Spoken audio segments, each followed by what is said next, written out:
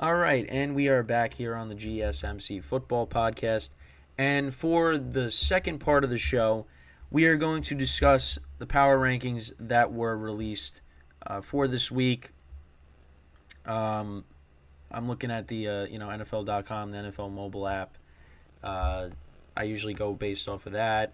Um, so we'll start from the bottom and work our way up, and I'll say if I disagree or agree with maybe some of these rankings here.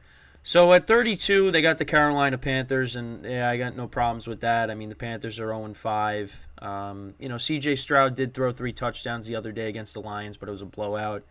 Yeah, I mean, he is struggling. The defense doesn't really look as good. I mean, the defense was good, the last couple of years. This year, it looks like they've taken a step back. But, yeah, C.J. Stroud is am I saying C.J. Stroud? Bryce Young, sorry.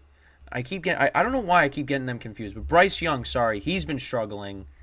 But he threw 3 touchdowns, again, in a blowout loss there. I know, I'm like, C.J. Stroud, wait, why am I? Yeah, but, yeah, so they're at 32. I got no complaints there.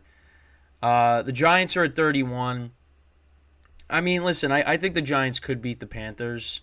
But again, is that really saying anything? We'll get into them in the next segment, of course. But yeah, they have by far the worst offensive line. Daniel Jones has not been playing well because of that, and of course he's dealing with the neck injury. I mean, they're not getting the ball to any of their playmakers. Their defense, I mean, they got young, inexperienced corners, guarding Tyreek Hill. It's a mess right now. It just really is. The run defense still isn't good. I don't get it. It really just boggles my mind with how much of a step back the Giants have taken this year. They're just not competitive in any games. I mean, I guess maybe on Sunday they kind of were, but again, they still lost by 15, and they got 3 turnovers, and still lost. So no complaints there. The Bears are at 30. Honestly, I would put them ahead of the Patriots, who are at 29. I mean, listen, the Bears, the last 2 weeks offensively, they've looked good. The Patriots offensively, the last 2 weeks have looked horrible. They have a combined score of 3 points in the last 2 weeks. So I think the Bears should be ahead of the Patriots.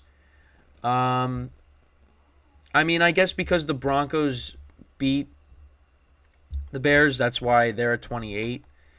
But, yeah, I mean, both teams, the defense for the Broncos that defense is horrible.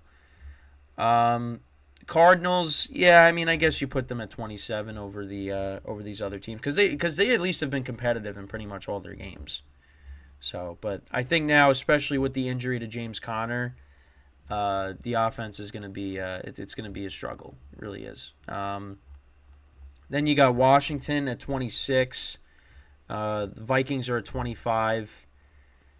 That's I'm fine with that. I mean, the Vikings, they're 1-4 and they're all 1-score games. So they definitely should have won at least 1 or 2 of these other games, but that hasn't happened. I think they should have beat Tampa in week 1. But they lost that game. So, but they're at 25, and now they're going to be going down even further with now Justin Jefferson being hurt. Raiders are at 24. They actually jumped up 5 spots after defeating the Packers. Max Crosby obviously had a really good game. Garoppolo was, he was okay. Jacoby Myers had a good game. He's been becoming a real weapon for them. But that's because, you got Garoppolo throwing to him, and you got Josh McDaniels, all, former Patriots. So, but yeah, they jumped up 5 spots. Titans went down 7. They're at 23. And yeah, I expect them to continue to drop. I don't look at them as a team that's really going to make any noise this year. DeAndre Hopkins had a good game, so I guess that's good. But Ryan Tannehill, the first couple of years he was with the Titans, he was solid, but it's just it's kind of been, going down since then, and I think it's going to continue. So I mean, they still got a shot at the division. They're 2-3. We just talked about it. They're one game back. No one's running away with it, but I just don't look at them as a team that's really going to be any threat this year. You look at the Rams now. They went down 5 after losing to the Eagles. I think this team could be a wild card team. I mean, now that they got Cooper Kupp back, and Puka's been very good. Karen Williams has been running the football effectively. Stafford's been playing good. Obviously the defense, you still got Aaron Donald. Although, the Eagles were able to, do whatever they wanted to basically on Sunday. I mean, they did force some turnovers, the Rams, but I still think this team could at least be a wild card team. As long as Stafford stays healthy and Cooper Kupp stays healthy, this team could definitely maybe sneak in as a wild card. I think they have enough talent to do so. So the Texans, they're at 21. They went down 6 spots. I mean, they should have won the game on Sunday, but they let the Falcons, get into field goal range, and they lost a tough game there because they could have been 3-2 and they could have been tied for the division lead. So C.J. Stroud, not the quarterback for the Texans, not for the Panthers. I don't know why because I've done that before too. Even like before doing the show, it's just like I keep for some reason mixing the two up. But yeah, they're at 21. The Steelers are at 20. Yeah, I mean, they got a big win against the Ravens. I mean, really what's going to hold this team back is the offense. They really got to get this offense going. But I don't think that's going to happen unless they fire their offensive coordinator, which it doesn't look like that's going to happen. The Jets are at 19. I mean, Breece Hall had an incredible game, and that's that's really what the Jets are going to have to do moving forward with Zach Wilson at quarterback. They got to play good defense, and they got to run the football. Because you know what? If Breece Hall continues to, obviously suffered that knee injury last year, the torn ACL. So you don't want to push him too much. You want to, gradually, get him to his full workload. But, I mean, he got plenty of carries and, plenty of yards on Sunday. So it looks like he's starting to, get himself back to how he was prior to the injury. But that's what they're going to have to do is run the football. I mean, they're a good running team if he's healthy. Obviously, you want to get Dalvin Cook going, but it looks like he might be cooked. And Michael Carter's come in, and he's been, okay for them. He's been doing things better than Dalvin Cook right now. But that's what the Jets are going to have to do, is run the football and play good defense. So, and, there are some favorable matchups on their schedule. So, I mean, listen, I'm not saying they're going to make the playoffs, but do they have a chance? Yeah, I guess. So, the Packers right now are above the Jets. I mean, yeah, they went down 4 spots. Jordan Love was just terrible. He had a terrible game.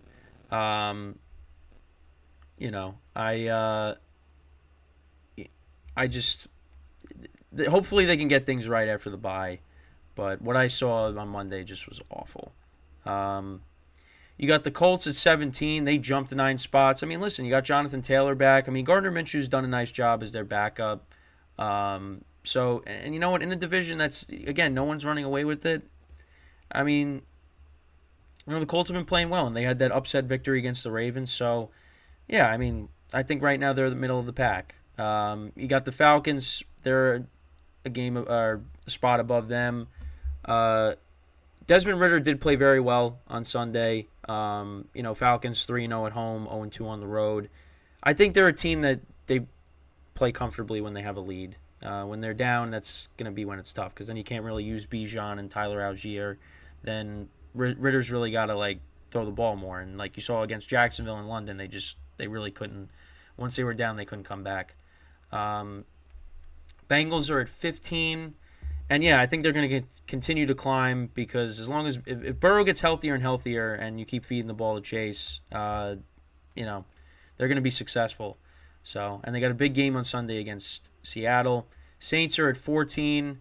I mean, listen, they played well against the Patriots. They blew them out. But Their offense still is an issue. Kamara's been playing good, so that definitely has helped them. Michael Thomas has been good this year. You know, offensively, they still got to work through a few things, but listen, I think this is a playoff team.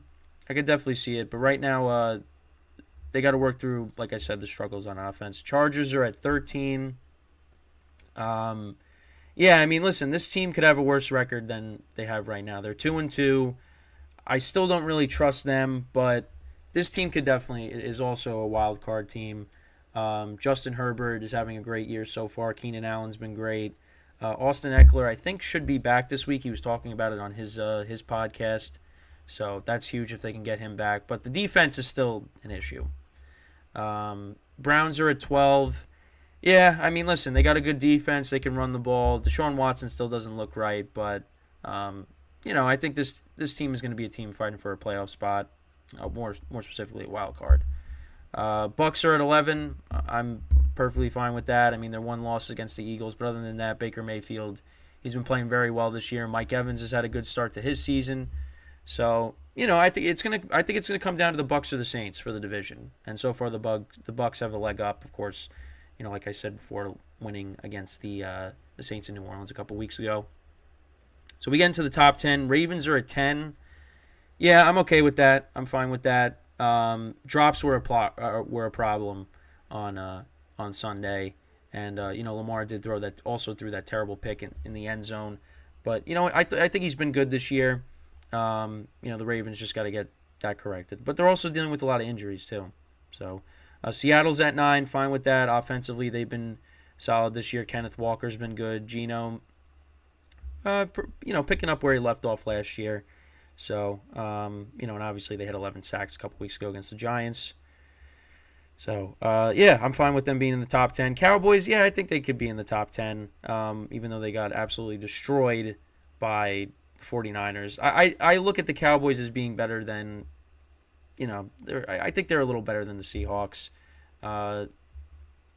So, I think they're going to be they maybe are a wild card team, but we'll see how they are moving forward. But they're at 8. Jags are at 7. I think the Jags are a little too high. They beat Buffalo, but I agree with a lot of people when they said, listen, Buffalo's coming in on a Friday. They've been there for an extra week. Let's see the Jags put together a couple more games like they did on Sunday, now back in the States. So, but you know what? At the end of the year, they should be a top 10 team because Trevor Lawrence, he's been playing well. Ridley started to get going. ETN as well. So, And then you got the Bills at 6. I mean, they went down 3 spots. I mean, that was just a hiccup for them. I think they'll be fine, even though Matt Milano's out for the year. And then the top 5 is the Lions, which I'm okay with the Lions being in the top 5. Their offense has been great so far this year. Jared Goff is playing at an MVP-type level. And then you got in the top 4, you have the Dolphins, the Chiefs, the Eagles, and, of course, the 49ers. I don't have any complaints with that. I don't. The 49ers are by far the best team right now.